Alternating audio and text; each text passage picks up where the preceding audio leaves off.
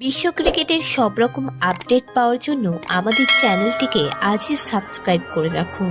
ক্রিজে দাঁড়িয়ে ব্যাট হাতে বাংলাদেশের ফিল্ডিং সাজিয়ে দিয়েছিলেন ঋষভ পান্ত। কেন এমনটা করেছিলেন পান্ত? এদিন খেলা শেষে তিনি নিজেই জানালেন খেলার উন্নতির জন্য এই কাজ তিনি করেছেন। ভারতের ব্যাটার বললেন, আমি মনে করি আপনি যেখানেই খেলুন না কেন সবসময় ক্রিকেটের উন্নতির কথা ভাবতেই হবে। তাই আমি ওদের ফিল্ডিং সাজাতে সাহায্য করেছিলাম। তবে ব্যাপারটা আমার কাছে খুবই মজার লেগেছে। 1.5 বছর পর টেস্ট ক্রিকেটে ফিরে প্রথম ম্যাচেই সেঞ্চুরি করেছেন পান্ত। বড় রান করার জন্য তিনি মুখিয়েছিলেন বলেই জানালেন।